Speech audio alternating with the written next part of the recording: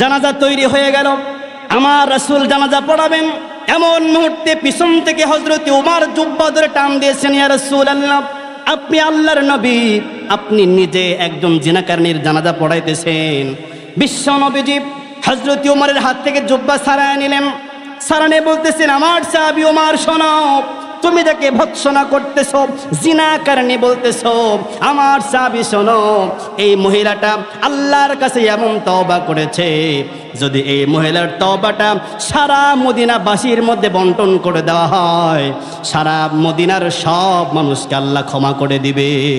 বিশ্বনবীর একজন সাহাবী হযরত মাইজ ইবনে মালিক রাদিয়াল্লাহু তাআলা আনহু, তিনি জিনা করে ফেলেছিলেন। জিনা করার পরে তাকে হেরিকেন দিয়ে খুঁজতে হয় নাই, নিজের অপরাধ নিজে বিশ্ব নবীর কাছে এসে স্বীকার করেছে, ইয়া রাসূলুল্লাহ, আমি জিনা করে ফেলেছি রাসূল, আপনি আমাকে বিচার করে দেন। আমার রাসূল তাকে ফিরাই দিলেন, যাও তুমি চলে যাও। লোকটা আবারও আসলো, বারবার যখন চলে আসলো, আসার পরে আমার রাসূল সাহাবীদেরকে বললেন, আমার সাহাবীরা তোমরা একটু খোঁজ নাও যে এই সাহাবীটা আসলে পাগল নাকি ভালো মানুষ। ও তো ভালো করেই জানে যে রজম করা মানে হলো হত্যা করা, সঙ্গে সার করে হত্যা করে ফেলা। সে জানেই তার প্রাণ থাকবে না বিচার করলে, কিন্তু তারপরেও বারবার আসতেছে, একটু খোঁজ নিয়ে দেখো তো আসলে লোকটা পাগল নাকি ভালো মানুষ।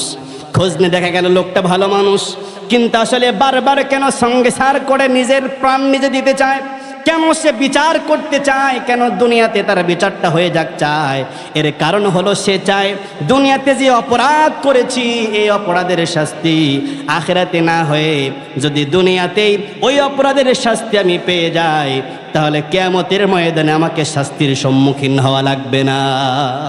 এই জন্য ওই সাহাবী বারবার তিনি রাসূলের কাছে এসে নিজে ধরা দিয়েছেন, ইয়া রাসূলুল্লাহ, এই অপরাধ আমি করেছি, আপনি আমাকে শাস্তি দিয়ে দেন। সুবহানাল্লাহ পড়ুন।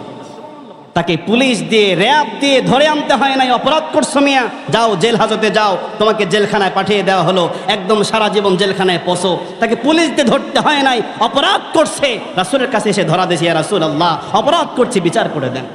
এরপরে আরেকটা মহিলার ঘটনা পাওয়া যায়, গামিদ গোত্রের এক নারী, গামিদ গোত্রের এক নারী, এর ঘটনা আরো একদম হৃদয় ছোঁয়া ঘটনা। এই মহিলা জিনা করার পরে রাসূলের কাছে আসছে, এসে বলছে, ইয়া রাসূলুল্লাহ, আমি জিনা করে ফেলছি রাসূল, আপনি আমাকে শাস্তি দেন।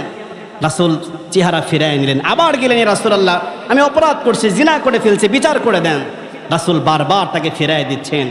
এবার যখন বারবারই মহিলা বলতেছিল, তখন মহিলা একবার ডেকে বলল, ইয়া রাসূলুল্লাহ, আপনি যে আপনার সাহাবী মাইজ ইবনে মালিকের বিচার করেছেন, তাকে যেমন দুনিয়ায় শাস্তি পাওয়ায় তাকে জান্নাতে পাঠিয়ে দিয়েছেন, ইয়া রাসূলুল্লাহ, আমারও মন চাই আমি যে অপরাধ করেছি এই অপরাধের শাস্তি আল্লাহর সামনে যেন না হয়, এই কলঙ্ক মাখা মুখ নিয়ে আমি আল্লাহর সামনে দাঁড়াইতে পারবো না। ইয়া রাসূলুল্লাহ, আপনি আমাকে দুনিয়াতে বিচার করে দেন। রাসূল ডাক দিয়ে বললেন, আমার মহিলা সাহাবী, তোমার পেটের ভিতরে কি কোনো বাচ্চা এসেছে নাকি? ডাক দিয়ে বলে, হ্যাঁ ইয়া রাসূলুল্লাহ, আমার পেটে তো বাচ্চা এসেছে। আমার নবীজি ডাক দিয়ে বললেন, ন মহিলা সাহাবী, শোনো, তোমার পেটের মধ্যে যেহেতু বাচ্চা, অপরাধ করেছো তুমি, শাস্তিও পাবে তুমি, কিন্তু তোমার পেটের ভিতরে যে বাচ্চাটা রয়েছে, বাচ্চার কোনো দোষ নাই। অতএব বাচ্চা যতক্ষণ পর্যন্ত ডেলিভারি না হবে ততক্ষণ পর্যন্ত তোমার বিচার করা যাবে না, যাও চলে যাও। মহিলা সাহাবী চলে গেলেন। শর্টকাটে বলছি, বাচ্চা হয়ে গেল, বাচ্চাকে নিয়ে চলে আসলেন। আসার পরে রাসূলকে ডাক দিয়ে বলতেছেন, ইয়া রাসূলুল্লাহ, বিচারটা করেন, দেখেন বাচ্চা হয়েছে। আমার নবীজি ডাক দিয়ে বললেন, মহিলা সাহাবী, এই যে বাচ্চা হয়েছে, বাচ্চা হওয়ার পরে 2.5 বছর পর্যন্ত বাচ্চাকে দুধ পান করানোর দায়িত্ব তোমার। যতক্ষণ পর্যন্ত তোমার বাচ্চা এই দুনিয়ার সাধারণ খাবার খাওয়া না শিখবে ততক্ষণ পর্যন্ত তোমার বিচার আমি রাসূল করতে পারি না। আল্লাহু আকবার বল। কি মা! বাচ্চারা যখন দেখতে দেখতে 1 থেকে 1.5 বছর হয়ে গেল, বাচ্চাটা দুনিয়ার সাধারণ খাবার খাইতে শিখে গেল।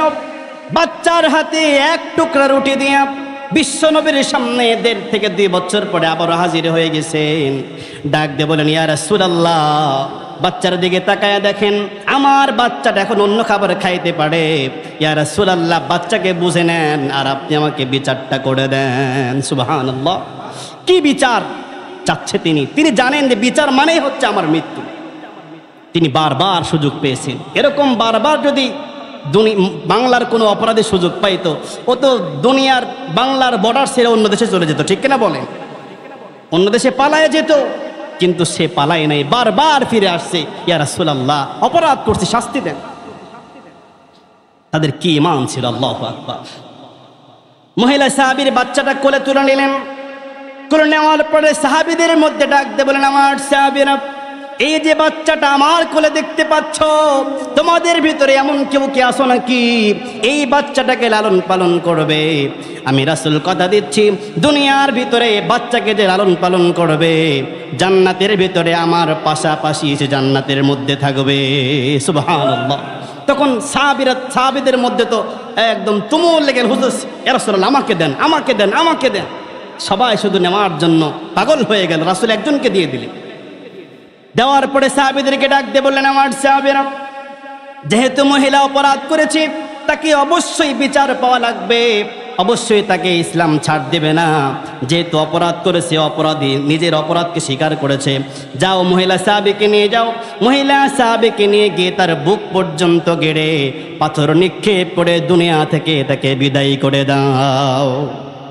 ওই মহিলা সাহাবীকে নিয়ে যাওয়া হলো, বুক পর্যন্ত তাকে গাড়া হলো, তার চেহারার উপরে, শরীরের উপরে পাথর নিক্ষেপ করা হলো। এক পর্যায়ে একজন সাহাবীর শরীরে ওই মহিলার রক্ত লেগে গেল। রক্ত লাগার সাথে সাথে সাহাবী তাকে ভৎসনা করতে লাগলো, বদদুয়া করতে লাগলো, এই তোর মতো জিনাকারের রক্ত আমার শরীরের মধ্যে লাগলো। তাকে একটু গালমন্দ করতেছিল। আমার রাসূল ডাক দিয়ে বলেন, আমার সাহাবী তাকে গালমন্দ করো না। শোনো, এই যে সাহাবী, সে কিন্তু এমন তওবা করেছে, আল্লাহ খুশি হয়ে গেছে। সুবহানাল্লাহ পড়েন। ওই মহিলার মৃত্যু হয়ে গেল।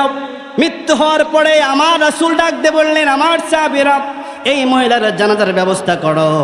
এর জানাজা দুনিয়ার কোনো সাধারণ মানুষ নয়, এই জিনাকারিনী মহিলা তোমরা যাকে বলতেছো, এই আল্লাহর বান্দির জানাজা আমি রাসূল নিজে পড়াবো। সুবহানাল্লাহ। জানাজা তৈরি হয়ে গেল।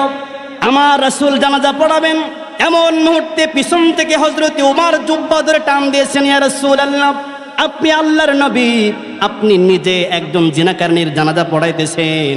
বিশ্ব নবীজি হযরত ওমরের হাত থেকে জুব্বা ছাড়ায় নিলেন। ছাড়ানে বলতেছেন, আমার সাহাবী ওমর, শোনো, তুমি যাকে ভৎসনা করতেছ, জিনাকারী বলতেছ, আমার সাহাবী শোনো, এই মহিলাটা আল্লাহর কাছে এমন তওবা করেছে, যদি এই মহিলার তওবাটা সারা মদিনাবাসীর মধ্যে বন্টন করে দেওয়া হয়, সারা মদিনার সব মানুষকে আল্লাহ ক্ষমা করে দিবে। সুবহানাল্লাহ। কি পরিমাণ মহিলা তওবা করছে। তাহলে এই ঘটনা দুইটা তারা বোঝা যায়, রাসূলের জামানায় বিচার হয়েছে, যারা বিবাহিত হওয়ার পরেও জিনা করেছে, একটাই শাস্তি, দুনিয়া থেকে সংসার করে বিদায় করে দেওয়া। তবে যতগুলো সংসার করা হয়েছে, একটাকেও জোর করে রাসূল সংসার করেন নাই। যারা অপরাধ করছে, আল্লাহর রাসূল তাদেরকে ঈমানটা এমনভাবে শিক্ষা দিয়েছে যে অপরাধ করার পরে তার ঈমানটা তাকে ওখানে বসায় রাখে নাই। ঈমানের তাজাল্লিতে, ঈমানের পাওয়ারে তাদের অন্তর ছটফট করছে, আল্লাহ, এই কলঙ্ক মাখা মুখ নিয়ে যদি আল্লাহর সামনে দাঁড়ায় কি জবাব দেব? তার চাইতে দুনিয়া থেকে শাস্তি পেয়ে আল্লাহর কাছে চলে যায়, জান্নাত আমার জন্য অবধারিত। সুবহানাল্লাহ পড়ে।